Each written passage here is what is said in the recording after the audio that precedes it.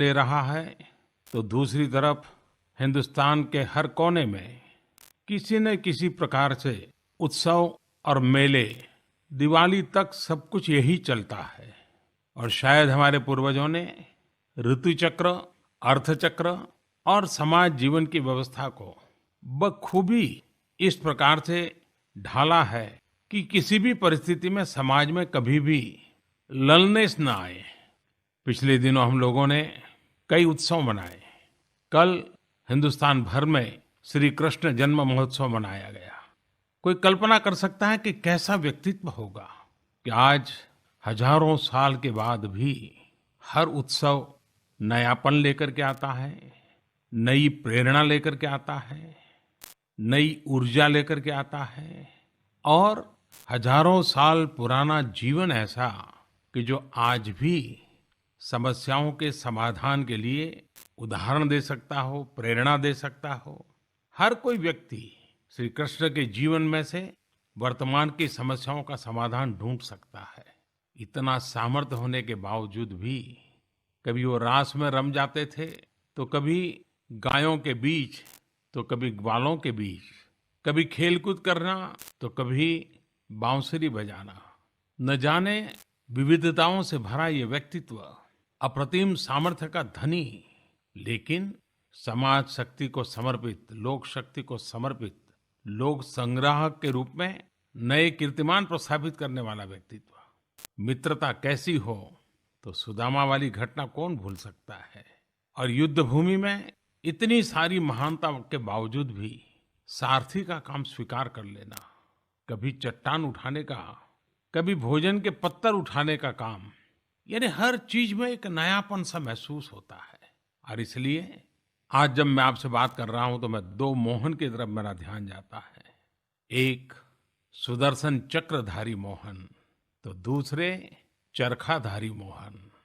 सुदर्शन चक्रधारी मोहन यमुना के तट को छोड़ करके गुजरात में समंदर के तट पे जाकर के द्वारका की नगरी में स्थिर हुए और समंदर के तट पर पैदा हुए मोहन यमुना के तट पर आकर के दिल्ली में जीवन के आखिरी सांस लेते हैं। सुदर्शन चक्रधारी मोहन ने उस समय की स्थितियों में हजारों साल पहले भी युद्ध को टालने के लिए, संघर्ष को टालने के लिए अपनी बुद्धि का, अपने कर्तव्य का, अपने सामर्थ्य का, अपने चिंतन का भरसक उपयोग किया था। और चरखाधारी मोहन ने भी तो एक ऐसा रास्ता चुना, स्वतंत्रता के लिए, मानवीय मूल्यों के जतन के लिए, व्यक्तित्व के मूल तत्व को सामर्थ्य दे, इसके लिए आजादी के जंग को एक ऐसा रूप दिया, ऐसा मोड़ दिया जो पूरे विश्व के लिए अजूबा है, आज भी अजूबा है। निस्वार्थ सेवा का महत्व हो, ज्ञान का महत्व हो, या फिर जीवन में तमाम उतार चढ़ाव के बीच मुस्कुराते हुए आगे बढ़ने का महत्व हो, ये हम भगवान कृष्ण के संदेश से सीख सकते हैं। और इसीलिए तो श्री कृष्ण जगतगुरु के रूप में भी जाने गए। कृष्णम वंदे जगतगुरुम। आज जब हम उत्सवों की चर्चा कर रहे हैं, तब भारत एक और बड़े उत्सव की तैयारी में जुटा है। और भारत ही नहीं, पूरी दुनिया में भी उसकी चर्चा है। मेरे प्यारे देशवासियों, मैं बात कर रहा हूं महात्मा गांधी की 150वीं जयंती 2 अक्टूबर 1869 पोरबंदर समुद्र के तट पर, जिसे आज हम कीर्ति मंदिर कहते हैं, उस छोटे से घर में एक व्यक्ति नहीं, एक युग का जन्म हुआ था, जिसने मानव इतिहास को नया मोड़ दिया, नए कीर्तिमान स्थापित करवा दिए।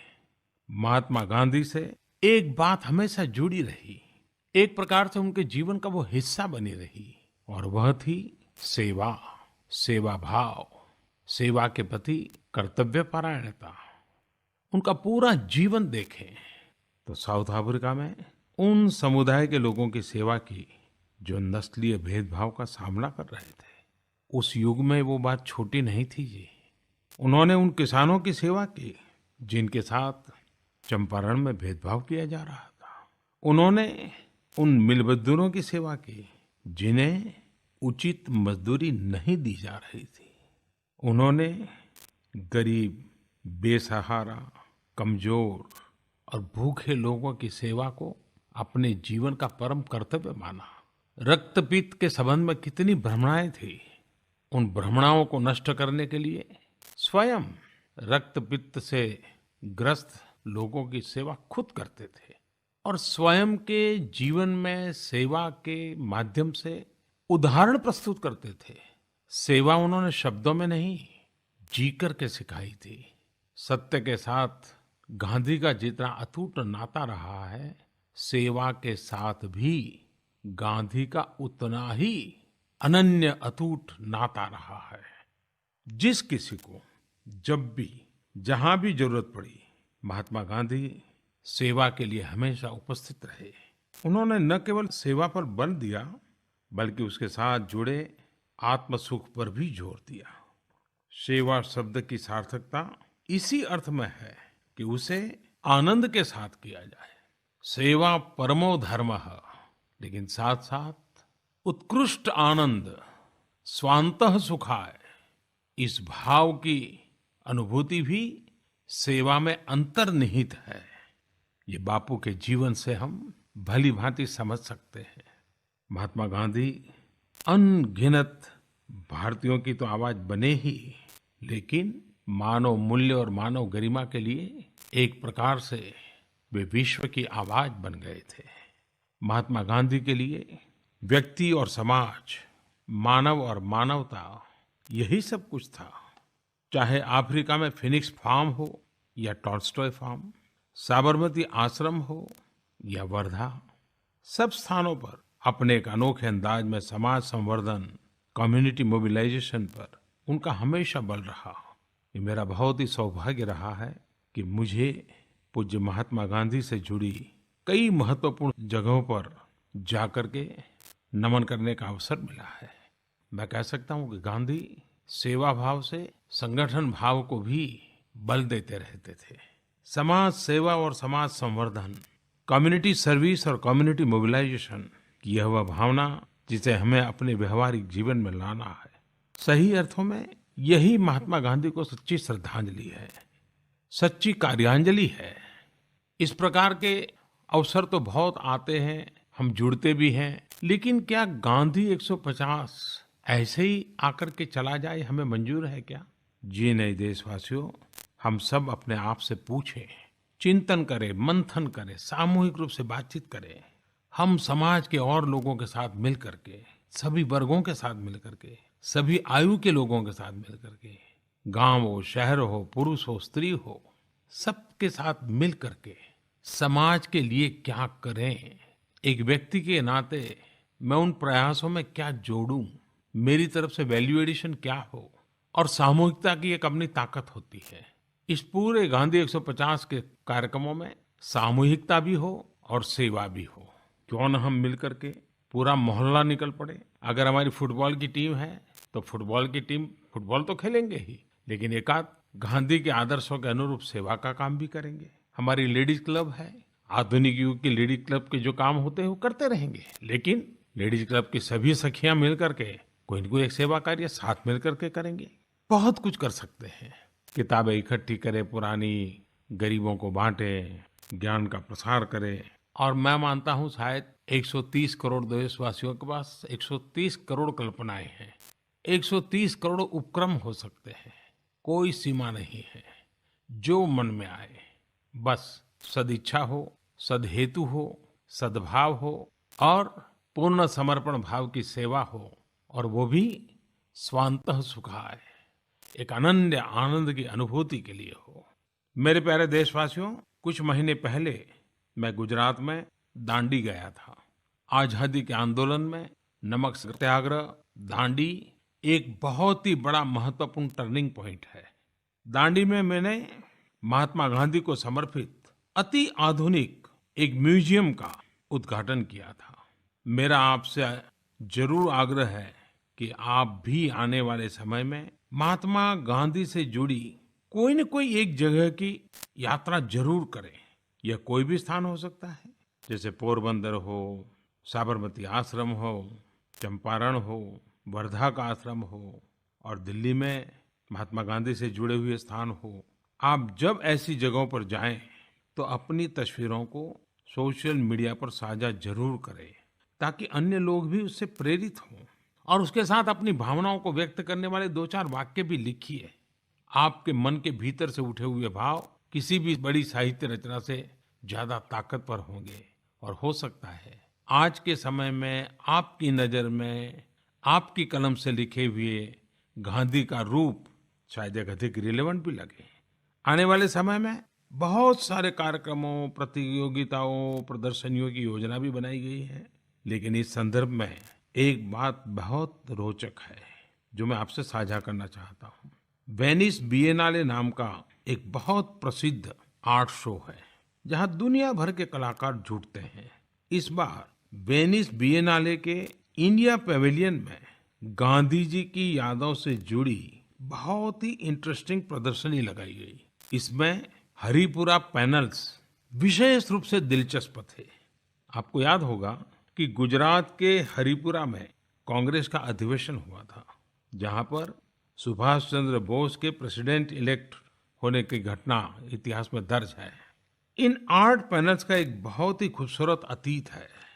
कांग्रेस के हरिपुरा सेशन से पहले 1937-38 में महात्मा गांधी ने शांति निकेतन कला भवन के तत्कालीन प्रिंसिपल नंदलाल बोस को आमंत्रित किया था। गांधी जी चाहते थे कि वे भारत में रहने वाले लोगों की जीवन शैली को कला के माध्यम से दिखाएं और उनके इस आर्ट वर्क का प्रदर्शन अधिवेशन के दौरान हो।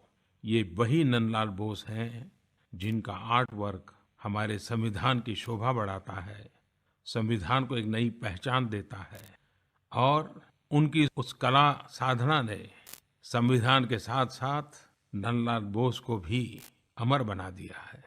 नंदलाल बोस ने हरिपुरा के आसपास के गांवों का दौरा किया और अंत में ग्रामीण भारत के जीवन को दर्शाते हुए कुछ आर्ट पैनल्स बनाए।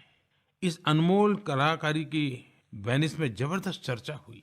एक बार फिर गांधी जी की 150वीं जन्म जयंती पर शुभकामनाओं के साथ हर हिंदुस्तानी से कोई न कोई संकल्प की मैं अपेक्षा करता हूँ। देश के लिए, समाज के लिए, किसी और के लिए कुछ न कुछ करना चाहिए। यही बापू को अच्छी, सच्ची, प्रामाणिक कार्यांजलि होगी। माँ भारती के सपूतों, आपको याद होगा कि पिछले कुछ सालों में हम 2 अक्टूबर से पहले लगभग 2 सप्ताह तक देश भर में स्वच्छता ही सेवा अभियान चलाते हैं। इस बार यह 11 सितंबर से शुरू होगा। इस दौरान हम अपने अपने घरों से बाहर निकलकर श्रमदान के जरिए महात्मा गांधी को कार्यांजलि देंगे। घर हो या गलियां, चौक चौराहे हो या नालियां, स्कूल कॉलेज से लेकर सभी सार्वजनिक स्थलों पर स्वच्छता का महाअभियान चलाना है। इस बार प्लास्टिक पर विशेष जोर देना है। 15 अगस्त को लाल किले से मैंने ये कहा कि जिस उत्साह और ऊर्जा के साथ 125 करोड़ देशवासियों ने स्वच्छता के लिए अभियान चलाया, खुले में शौच से मुक्ति के लिए कार्य किया, उसी प्रकार हमें साथ मिलकर सिंगल यूज प्लास्टिक के इस्तेमाल को खत्म करना है। इस मुहिम को लेकर समाज के सभी वर्गों में उत्साह है। मेरे कई व्यापारी भाइयों बहनों ने दुकान में एक तख्ती लगा दी, एक प्ले कार्ड लगा दिया है जिस पर यह लिखा है कि ग्राहक अपना थैला साथ लेकर के ही आए। इससे पैसा भी बचेगा और पर्यावरण की रक्षा में वे अपना योगदान भी दे पाएंगे। इस बार 2 अक्टूबर को जब बापू की 150वीं जयंती मनाएंगे तो इस अवसर पर हम उन्हें न केवल खुले में शौच से मुक्त भारत समर्पित करेंगे, बल्कि उस दिन पूरे देश में प्लास्टिक के खिलाफ एक नए जन आंदोलन की नींव रखेंगे। मैं समाज के सभी वर्गों से, हर गांव, कस्बे और शहर के निवासियों से अपील करता हूं, करबद्ध प्रार्थना करता हूं कि इस वर्ष गांधी जयंती एक प्रकार से हमारी इस भारत माता को प्लास्टिक कचरे से मुक्ति के रूप में हम मनाएं। 2 अक्टूबर विशेष दिवस के रूप में मनाएं। महात्मा गांधी जयंती का दिन एक विशेष श्रमदान का उत्सव बन जाए।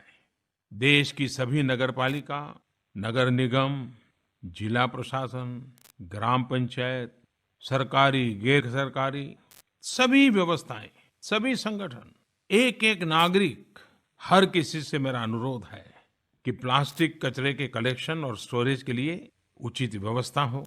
मैं कॉरपोरेट सेक्टर से भी अपील करता हूं कि जब यह सारा प्लास्टिक वेस्ट इकट्ठा हो जाए तो इसके उचित निस्तारण हेतु आगे आए, डिस्पोजल की व्यवस्था हो। इसे रिसाइकल किया जा सकता है, इसे ईंधन बनाया जा सकता है। इस प्रकार इस दिवाली तक हम इस प्लास्टिक कचरे के सुरक्षित निपटारे का कार्य भी पूरा कर सकते हैं। बस संकल्प चाहिए। प्रेरणा के लिए इधर उधर देखने की जरूरत नहीं है। गांधी से बड़ी प्रेरणा क्या हो सकती है।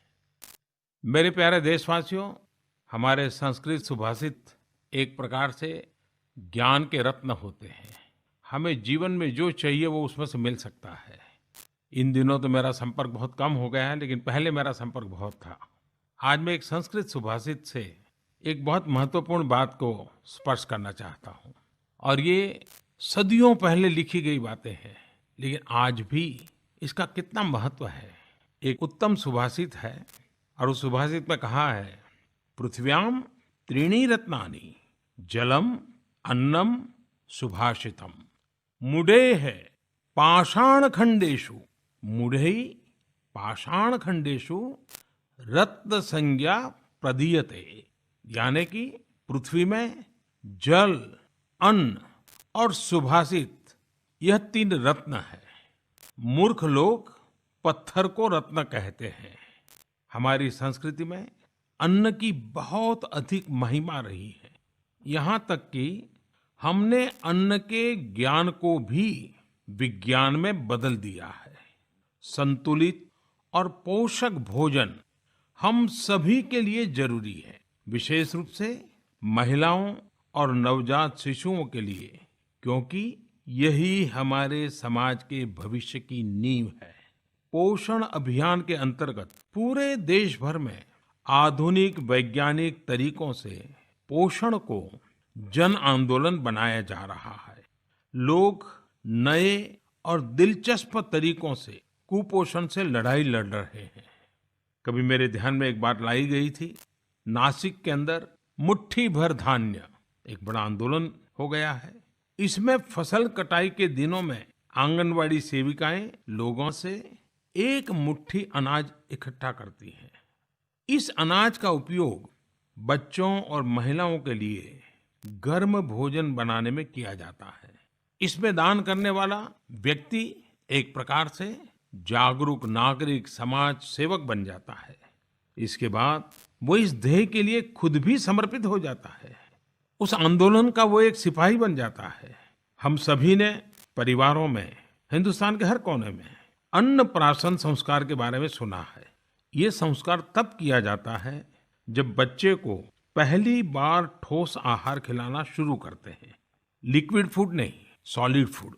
गुजरात ने 2010 में सोचा कि क्यों न अन्नप्राशन संस्कार के अवसर पर बच्चों को कॉम्प्लीमेंट्री फूड दिया जाए, ताकि लोगों को इसके बारे में जागरूक किया जा सके। यह एक बहुत ही शानदार पहल है, जिसे हर कहीं अपनाया जा सकता है। कई राज्यों में लोग तिथि भोजन अभियान चलाते हैं। अगर परिवार में जन्मदिन हो, कोई शुभ दिन हो, कोई स्मृति दिवस हो, तो परिवार के लोग पौष्टिक खाना, स्वादिष्ट खाना बना करके आंगनवाड़ी में जाते हैं, स्कूलों में जाते हैं और परिवार के लोग खुद बच्चों को परोसते हैं, खिलाते हैं। अपने आनंद को भी बांटते हैं और आनंद में इजाफा करते हैं। सेवा भाव और आनंद भाव का अद्भुत मिलन नजर आता है।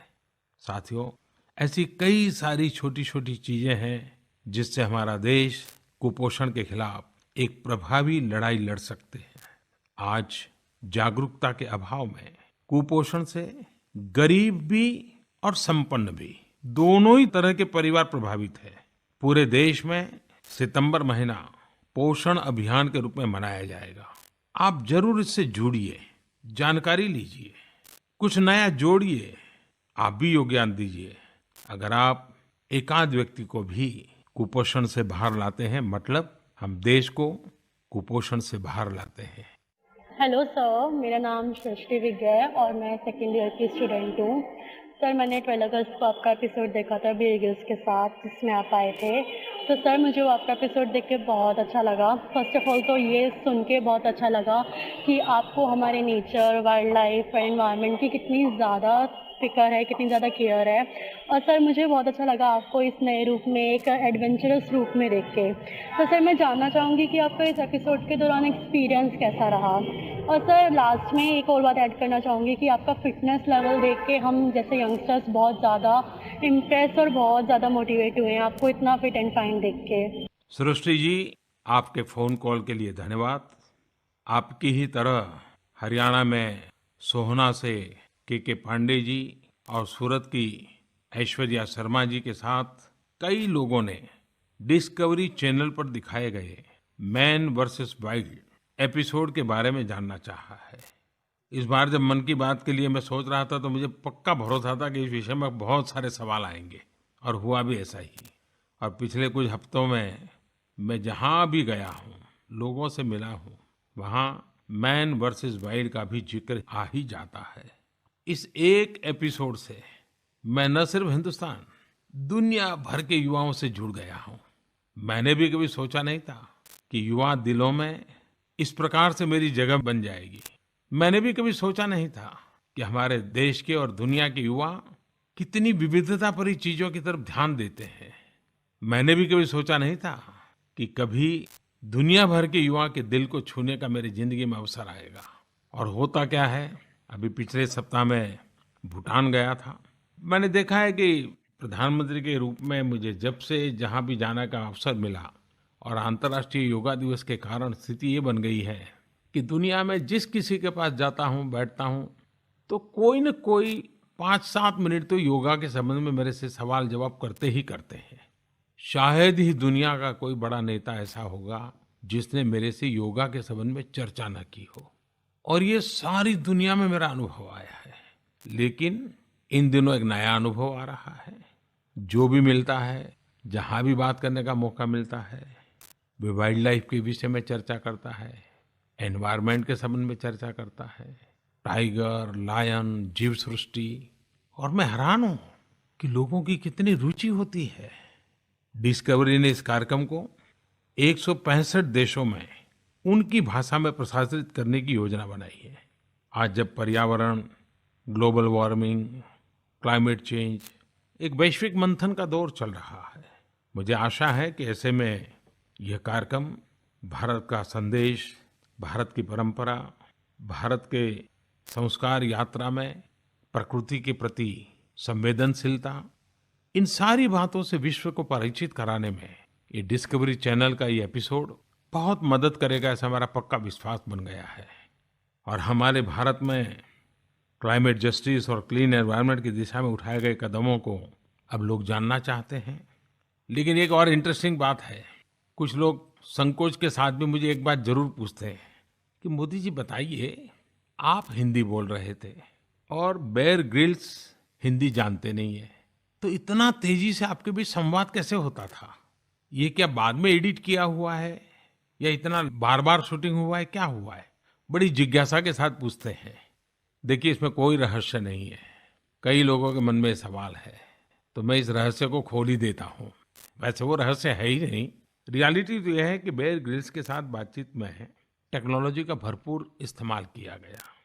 जब मैं कुछ भी बोलता था तो तुरंत ही अंग्रेजी में साइमल्टेनियस अनुवाद होता था, साइमल्टेनियस इंटरप्रिटेशन होता था। और बेयर ग्रिल्स के कान में एक कॉर्डलेस छोटा सा इंस्ट्रूमेंट लगा हुआ था, तो मैं बोलता था हिंदी, लेकिन उसको सुनाई देता था अंग्रेजी, और उसके कारण संवाद बहुत आसान हो जाता था। और टेक्नोलॉजी की यही तो कमाल है। इस शो के बाद बड़ी संख्या में लोग मुझे जिम कॉर्बेट नेशनल पार्क के विषय में चर्चा करते नजर आए हैं। आप लोग भी नेचर और वाइल्ड लाइफ, प्रकृति और जन्य जीवों से जुड़े स्थलों पर जरूर जाएं। और मैंने पहले भी कहा है, मैं जरूर कहता हूं आपको, अपने जीवन में नॉर्थ ईस्ट जरूर जाइए। क्या प्रकृति है वहां, आप देखते ही रह जाएंगे। आपके भीतर का विस्तार हो जाएगा। 15 अगस्त को लाल किले से मैंने आप सभी से आग्रह किया था कि अगले 3 वर्ष में कम से कम 15 स्थान, और भारत के अंदर 15 स्थान और पूरी तरह 100% टूरिज्म के लिए ही ऐसे 15 स्थान पर जाएं, देखें, अध्ययन करें, परिवार को लेके जाएं, कुछ समय वहां बिताएं। विविधताओं से भरा हुआ देश आपको भी, ये विविधताएं एक शिक्षक के रूप में आपको भी भीतर से विविधताओं से भर देंगे। आपका अपने जीवन का विस्तार होगा, आपके चिंतन का विस्तार होगा। और मुझ पे भरोसा कीजिए, हिंदुस्तान के भीतर ही ऐसे स्थान है जहां से आप नई स्फूर्ति, नया उत्साह, नया उमंग, नई प्रेरणा लेकर के आएंगे। और हो सकता है कुछ स्थानों पर तो बार बार जाने का मन आपको भी होगा, आपके परिवार को भी होगा। मेरे प्यारे देशवासियों, भारत में पर्यावरण की केयर और कंसर्न यानी देखभाल की चिंता स्वाभाविक नजर आ रही है। पिछले महीने मुझे देश में टाइगर सेंसस जारी करने का सौभाग्य मिला था। क्या आप जानते हैं कि भारत में कितने बाघ हैं? भारत में बाघों की आबादी 2967 है, 2967। कुछ साल पहले इससे आधे भी बड़ी मुश्किल से थे हम। बाघों को लेकर 2010 में रूस के सेंट पीटर्सबर्ग में टाइगर समिट हुआ था। इसमें दुनिया में बाघों की घटती संख्या को लेकर चिंता जाहिर करते हुए एक संकल्प लिया गया था। यह संकल्प था 2022 तक पूरी दुनिया में बाघों की संख्या को दोगुना करना। लेकिन यह न्यू इंडिया है, हम लक्ष्यों को जल्दी से जल्द पूरा करते हैं। हमने 2019 में ही अपने यहाँ टाइगर की संख्या दोगुनी कर ली। भारत में सिर्फ बाघों की संख्या ही नहीं, बल्कि प्रोटेक्टेड एरियाज और कम्युनिटी रिजर्व्स की संख्या भी बढ़ी है। जब मैं बाघों का डेटा रिलीज कर रहा था तो मुझे गुजरात के गिर के शेर की भी याद आई। जब मैंने वहाँ मुख्यमंत्री का दायित्व संभाला था, तब गिर के जंगलों में शेरों का हैबिटाट सिकुड़ रहा था, उनकी संख्या कम होती जा रही थी। हमने गिर में एक के बाद एक कई कदम उठाए। 2007 में वहाँ महिला गार्ड्स को तैनात करने का फैसला लिया। पर्यटन को बढ़ाने के लिए इंफ्रास्ट्रक्चर में सुधार किए। जब भी हम प्रकृति और वन्य जीवों की बात करते हैं तो केवल कंजर्वेशन की ही बात करते हैं, लेकिन अब हमें कंजर्वेशन से आगे बढ़कर कंपेशन को लेकर सोचना ही होगा। हमारे शास्त्रों में इस विषय में भी बहुत अच्छा मार्गदर्शन मिला है। सदियों पहले हमारे शास्त्रों में हमने कहा है, निर्वनो बध्यते व्याघ्रो निर्व्याघ्रम छिद्यते वनम तस्माद् व्याघ्रो वनम रक्षेत वनम व्याघ्रम न पालयेत। अर्थात यदि वन न हो तो बाघ मनुष्य की आबादी में आने को मजबूर हो जाते हैं और मारे जाते हैं, और यदि जंगल में बाघ न हो तो मनुष्य जंगल काटकर उसे नष्ट कर देता है। इसलिए वास्तव में बाघ वन की रक्षा करता है, न कि वन बाघ की। कितने उत्तम तरीके से विषय को हमारे पूर्वजों ने समझाया है। इसलिए हमें अपने वनों, वनस्पतियों और वन्य जीवों का न केवल संरक्षण करने की आवश्यकता है, बल्कि ऐसा वातावरण भी बनाना होगा जिससे वे सही तरीके से फल फूल सकें। मेरे प्यारे देशवासियों, 11 सितंबर 1893 स्वामी विवेकानंद जी का ऐतिहासिक भाषण कौन भूल सकता है। पूरे विश्व की मानव जात को झकझोर करने वाला भारत का एक युवा सन्यासी दुनिया के अंदर भारत की एक तेजस्वी पहचान छोड़ करके आ गया। जिस गुलाम भारत की तरफ दुनिया बड़ी विकृत भाव से देख रही थी, उस दुनिया को 11 सितंबर 1893 स्वामी विवेकानंद जैसे महापुरुष के शब्दों ने दुनिया को भारत की तरफ देखने का नजरिया बदलने के मजबूर कर दिया था। आइए, स्वामी विवेकानंद जी ने जिस भारत के रूप को देखा था, स्वामी विवेकानंद जी ने भारत के जिस सामर्थ्य को जाना था, हम उसे जीने की कोशिश करें। हमारे भीतर है, सब कुछ है, आत्मविश्वास के साथ चल पड़े। मेरे प्यारे देशवासियों, आप सभी को याद होगा कि 29 अगस्त को राष्ट्रीय खेल दिवस के रूप में मनाया जाता है। इस अवसर पर हम देश भर में फिट इंडिया मूवमेंट लॉन्च करने वाले हैं। खुद को फिट रखना है, देश को फिट बनाना है। हर एक के लिए, बच्चे, बुजुर्ग, युवा, महिला, सबके लिए ये बड़ा इंटरेस्टिंग अभियान होगा और ये आपका अपना होगा। लेकिन उसकी बारीकियां आज मैं बताने नहीं जा रहा हूँ। 29 अगस्त का इंतजार कीजिए। मैं खुद उस दिन विस्तार से विषय में बताने वाला हूँ और आपको जोड़े बिना रहने वाला नहीं हूँ, क्योंकि आपको मैं फिट देखना चाहता हूँ, आपको फिटनेस के लिए जागरूक बनाना चाहता हूँ और फिट इंडिया के लिए, देश के लिए हम मिलकर के कुछ लक्ष्य भी निर्धारित करें। मेरे प्यारे देशवासियों, मुझे आपका इंतजार रहेगा 29 अगस्त को फिट इंडिया में, सितंबर महीने में पोषण अभियान में और विशेषकर 11 सितंबर से 2 अक्टूबर स्वच्छता अभियान में और 2 अक्टूबर टोटली डेडिकेटेड प्लास्टिक के लिए। प्लास्टिक से मुक्ति पाने के लिए हम सब घर घर के बाहर सब जगह से पूरी ताकत से लगेंगे और मुझे पता है इन सारे अभियान सोशल मीडिया में